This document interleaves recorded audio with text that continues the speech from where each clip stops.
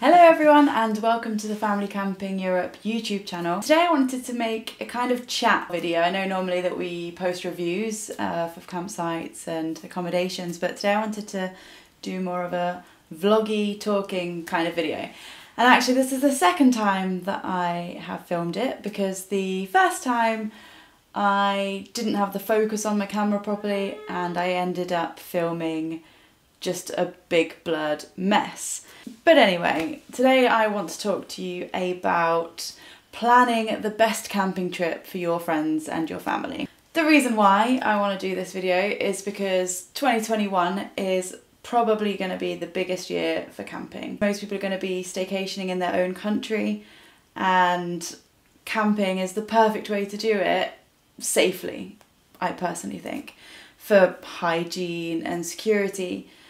Camping is great because you have your own accommodation. Yes, I know the facilities are shared, but you've got your own accommodation and that space is completely yours to keep as clean as you want. So yeah, I think camping is going to be massive in 2021. I think it was quite big in 2020 actually, because obviously we were allowed to do that in the UK and we were allowed to do that here in France. But anyway, why you should plan your camping trip. I know it might seem quite type A to have a massive itinerary planned for a camping holiday. And you know, you can go into a camping holiday with a relaxed attitude. You might just want to stay on a campsite for 10 nights. You don't need a plan for that. You're gonna go, you're gonna set up and whatever. But if you're trying to get lots done in your trip, like we tend to, we visit lots of places and we explore a lot, then having a plan is really quite necessary. I'll give you a quick example. In 2019, I was pregnant and my mum decided it'd be a really good idea for a big family holiday to Disneyland, which it is a good idea. Disneyland is always a good idea. However, when you're pregnant, quite heavily, and you're going with your disabled nan who's in a wheelchair, your brother and his wife who have two very young children that can't go on much, and then a few able bodies, it doesn't make life easy, okay? And we didn't have any plan of what we were going to do, where we were going to go, what rides we were going to go on, what we were going to eat. We had nothing. We arrived at the ticket desk and got our tickets the day that we wanted to go. You know, it's just not an ideal way to do Disneyland. Had we have, you know, investigated a little better, we would have gone with a proper plan. We'd have figured out what rides we all could go on, a disabled person, a pregnant person and toddlers.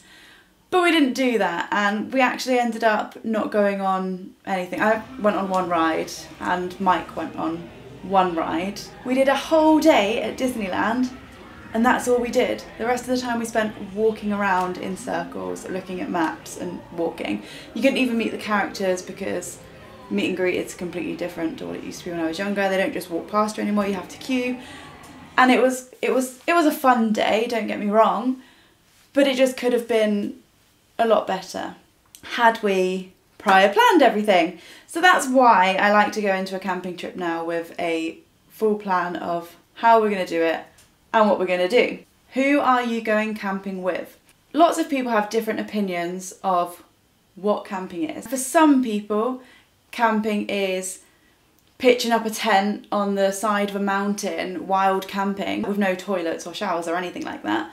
Whereas for other people, camping is actually staying in a nice fancy mobile home on a massive resort style campsite with the best pool facilities in town. For me, I like somewhere in the middle, a tent on a nice campsite with showers and basic facilities. But anyway, you kind of need to figure out with your family and your friends, whoever you're going camping with, what they want to get out of camping and what their idea of camping is. And then you need to be on the same page and, you know, make compromises where necessary. Members of your family, is one a very young child? Well, then you definitely don't want to be camping on the side of a mountain when they could open the zips and escape. Do you have a disabled member of your party? Do you need pushchairs, wheelchairs, anything like that? Don't go camp on a campsite that's like this on a massive slope. It's not going to be fun for anybody. So you need to figure out who you're camping with and what their needs are. And then you can work around that. To your next thing, choosing your campsite. Where are you planning to go? Do you want to stay in your own country? Do you want to go abroad camping? Do you want to go 10 minutes down the road, or do you want to go 7 hours up the road? Personally, if it's your first time camping or first time trying out the equipment, you probably want to go closer to home. You might open up your tent for the first time and realise, oh, it didn't actually come with any poles. You know, what are you going to do? So always test out your tent close to home, or test it out in your garden. Have a few nights camping in your garden before you go. Toddlers especially, and young children, they might absolutely hate it. You might absolutely hate it. Who knows? But test it out closer to home when you're planning where you're going to go. You need to plan it within your budget. You might think about the cost of the campsite itself, but you have to then think about the hidden charges. So perhaps you're paying for your tent and 2 people, but there's 5 of you, and you're going to have 2 cars, and all these costs add up. Sometimes you have to pay for your showers. Sometimes you have to pay an extra fee for your pool use or bar use. Do you need to hire bedding or cots for your children? Do you need to pay tolls, ferries, transport, fuel to get where you're going? So you need to plan that all into your budget as well. The next thing to think about is, what's the weather going to be like? So the dates that you're planning to go, is it going to rain? Because if so, you might want to choose different dates, or you might want to find somewhere else to go that isn't going to rain. The weather is probably one of the biggest things that makes a difference to where we go and when we go. We like to leave most of our holiday booking till maybe like a few days before, just so we can get an idea of what the weather's going to be like. I don't think there's anything worse than rocking up to a campsite in the pouring rain trying to put up a tent. That's pretty brutal. Add in some wind, that's even more brutal. But then the worst part could be you could spend a whole week on this campsite and it rain every single day. And it'd suck. It would absolutely suck. And I know, you know, it's all about being in nature and, you know, it's an adventure. No, it would suck. Rain, not okay. Okay for a day, okay overnight. Not okay for a whole week of holiday. Absolutely not. My cat just keeps meowing at me. Hold on 1 second. Actually, as well, another thing, not just rain, sun can get very hot too. So it's worth having a think about all weather, not just rain. Think about it being too hot. You're going to want to average a very nice 20 degrees temperature. I think that's a good temperature to aim for, and sunny. Anyway, I'm blabbering on. If you can leave your holiday booking as late as possible, then I absolutely advise doing it, but I know that's not possible for everyone. If you can't do that, plan some rainy day activities. What equipment do you have? We have quite basic equipment. We have a tent, albeit quite a large tent, a camping wardrobe, which we haven't used yet, and a camping stove, which we haven't used yet. We don't have an electric hookup, but we plan to get one this year. But you might have all of this stuff, you might have all of this stuff and more. But what equipment you have will obviously make the difference in your holiday. If you're not packing anything or taking anything really, and just a tent and some sleeping bags, you're probably going to have quite a basic holiday.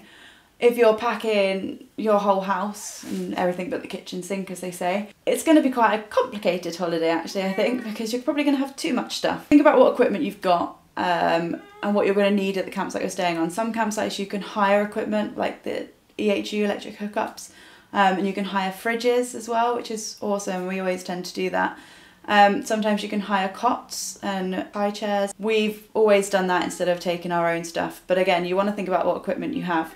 Can you hire a barbecue, or will you take your own barbecue? Cooking equipment is obviously quite a big thing to think about when you are staying somewhere and planning in your holiday. Next thing to think about is your packing list. I have a notebook with my general packing list for a plain holiday, visiting the UK, staying at a friend's house, like just a plain basic camp list. And I'll recreate that every time I'm going somewhere new, about a week before we go, so I can add things to it as we go. I will start planning a week before based on my daily activities. I'll wake up, I'll brush my teeth, so I'm like, okay, toothbrush, toothpaste, I'll brush my hair, oh, hairbrush. And then I'll go downstairs, I'll make a coffee, and I'm like, oh, do we have coffee making equipment for the tent? Okay, I'll add some coffee making equipment to my list. Then you want to think about, might need it, probably won't need it, should probably pack it. Umbrellas, plasters, tweezers, medical equipment that hopefully you would never need, but it's there just in case. When you've got like a week to think about these things and plan them in, it's a lot easier than if you're trying to pack the night before or trying to write a list the night before to then pack on the day. It's just insane. what are you going to eat? How are you going to cook it? Again, this goes back to the equipment. Do you plan to eat in the restaurant every single night? I think Mike would choose to do that if he could, but I quite like camping cooking, and you know, cooking a nice salad, chopping a nice salad, you don't really have to cook it. Having a barbecue, using the facilities available to you without having to go to a restaurant. You want to take a list of easy, convenient recipes on your trip. I tend to pack some like flapjacks or cereal bars, easy food that if my toddler's hungry, I can just go, okay, here's some fruit, here's a cereal bar, but we're going to cook dinner now, or we're going to go out to this restaurant now. So pack some easy meals and easy snacks. Then you want to plan your activities on and off site, making sure that nothing collides. So your campsite might have kids disco one night a week. If your kids want to do that, don't go and plan an activity off site or go to eat at a restaurant off site. You want to make sure that you've got that planned in. A lot of campsite websites these days have their animation schedule online or on their Facebook pages, so you can always have a look on there to figure out what they're doing and when, and then plan other activities around that. Then you want to think again about the weather and if it's raining or if it's going to be too hot for the beach, etc. Plan in your rainy day activities. Always have rainy day activities. Card games, board games, you know, just have rainy day activities. Also have really sunny day activities, you know, you want to stay out in the sun between 10 and 2 or whatever the timing is. And pack lots of sun lotion. Sorry, rambling on. If you're going to Disneyland, plan in advance, okay? Take an itinerary, like a plastic walleted itinerary of plans to Disneyland. Believe me, it will save you so much time and effort if you have a plan. When you figure out where you're going off-site, you also want to think about the costs. You want to think about parking. Always look for a car park. Set your sat-nav or Google Maps to the car park in a town, city, place, activity. Mike gets so angry, well, not angry, he gets very frustrated when he can't find a car park. Occasionally we put a car park in our Google Maps and it turns out it's a private car park, and that's very frustrating. So maybe have an alternative car park planned in. And yet also look at your directions before you go, maybe assess your map. You could end up like travelling 2 hours to an activity and you might get lost, so it could actually take you 3 hours, and it's kind of a pointless activity even going if it's that far. My final tip, have a plan B. What are you going to do if it all goes wrong? Your tent poles could snap, your blow-up bed can pop. Are you going to sleep on the floor? Do you have money to go stay in a hotel or an B&B for the night? Are you close enough to home that you can just go home if everything goes to shit? Can you afford replacements? Can you find a camping shop and replace all your equipment where you are? Can you afford to do that? Because it can obviously become quite costly. And again, plan Bs, plan your rainy activities. The weather report might say a whole week of sunshine, and then you might get there and have rain, rain, rain, rain. Make sure you have plans. Take some books, take some colouring, take some exercise DVDs, well, not DVDs, but you know, on your phone, or go on YouTube or whatever. Just take things to do, have your plan Bs in place, and hopefully you'll have the best camping trip ever. So hopefully these tips have really helped you out. If you need any help or advice on planning, feel free to reach out to me on Instagram, which is Family Camping Europe, or head to the website and contact us at www.familycampingeurope.co.uk. And that's all for this video, and hopefully if you like it, I'll make some more like this. Thank you very much for watching.